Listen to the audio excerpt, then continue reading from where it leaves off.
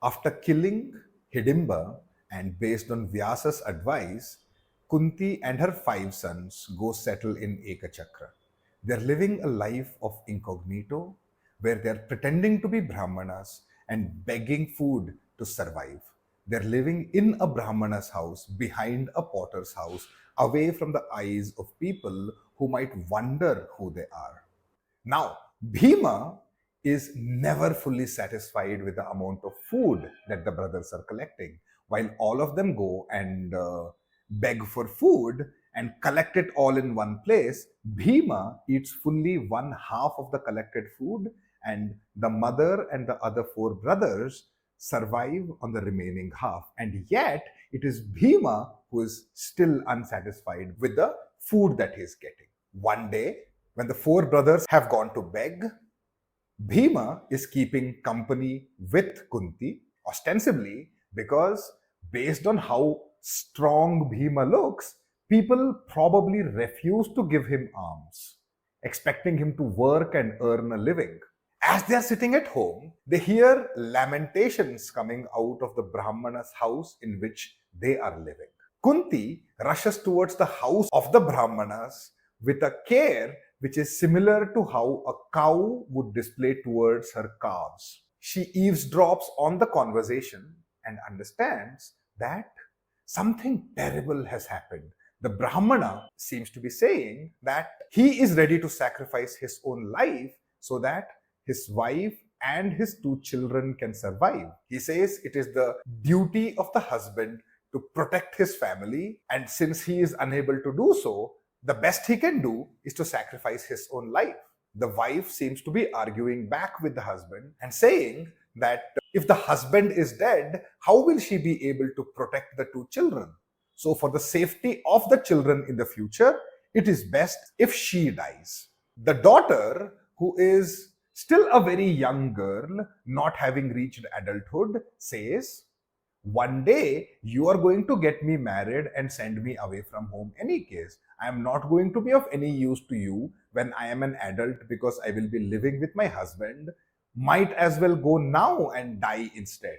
It's only the young boy, a toddler, who picks up a blade of grass and says, "No one has to die. I will go and kill that Asura who is trying to kill our family."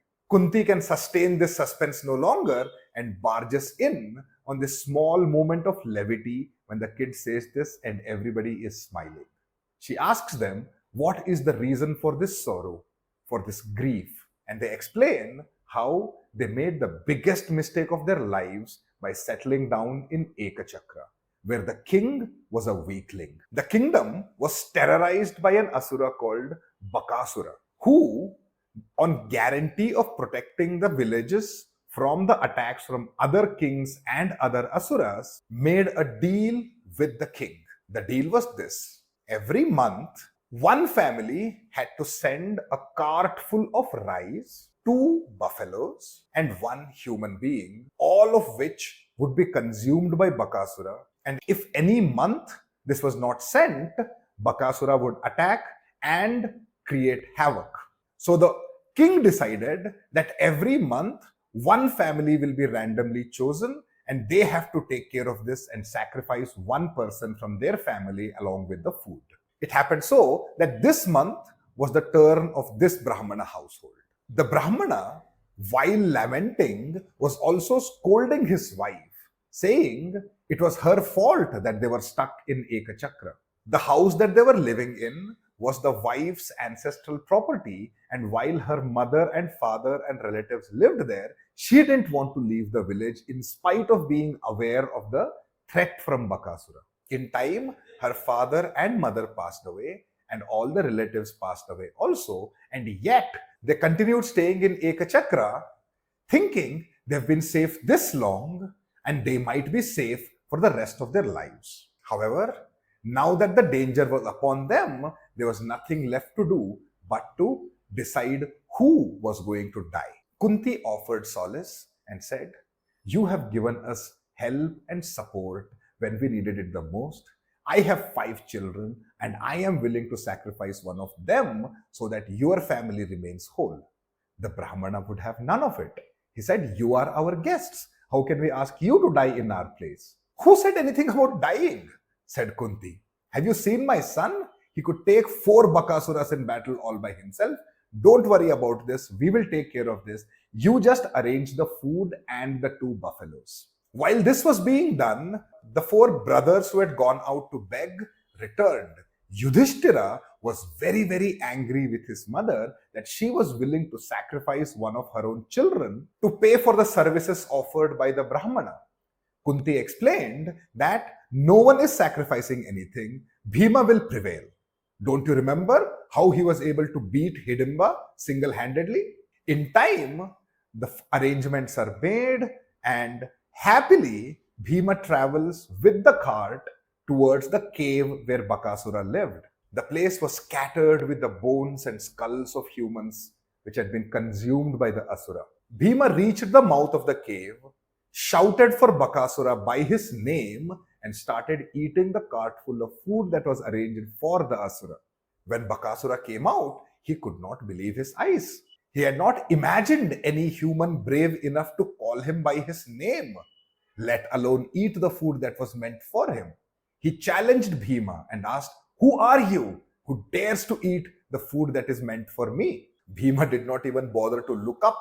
Bakasura threw a huge boulder at him from the cave. Bhima brushed it aside with his left hand and continued eating.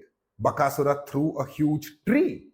Bhima brushed that aside too, never once looking up or even acknowledging the presence of the Asura. Bakasura had had enough. This disrespect he could not handle. He charged towards Bhima in full might. Bhima had by then finished all the food that was meant for Bakasura, set the 2 buffaloes free, picked up the cart and smashed Bakasura's chest with it. A fight began in earnest. The whole earth shook.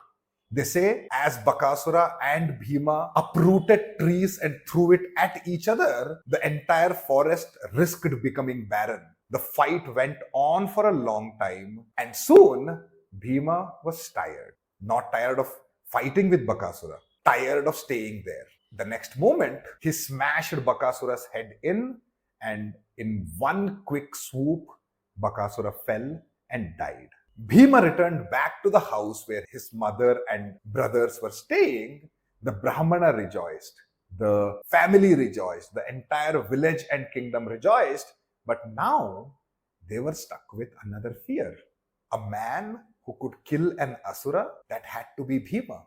They were now worried Duryodhana might find out and send assassins to hurt the Pandavas and Kunti. How do they escape from this? That's a story for another day. An interesting conversation that happens between Kunti and the Brahmana is about living in a kingdom ruled by a bad king.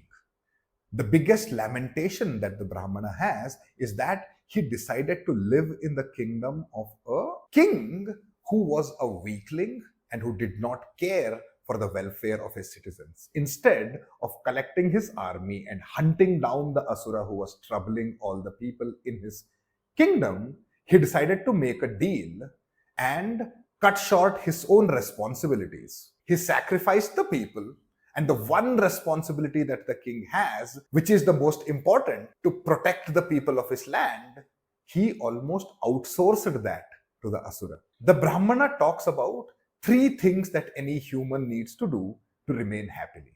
He says, one must first try and pick a kingdom ruled by a good king. He says, I made a mistake in that. Then one must find a good spouse and marry in good time. He says, by marrying a woman who was living in this kingdom, he made a mistake. While he did not regret his choice of spouse, he did regret the timing and the place where he got married. And the third thing, he says, is that one must work towards attaining a lot of wealth. And in his pursuit of only knowledge, he never tried to attain money, and that is a regret that he carried. So, the right kingdom, the right spouse, and a decision to make wealth. These are the 3 things the Brahmana says that are important for pursuit of a happy life, and he says he failed in all of them.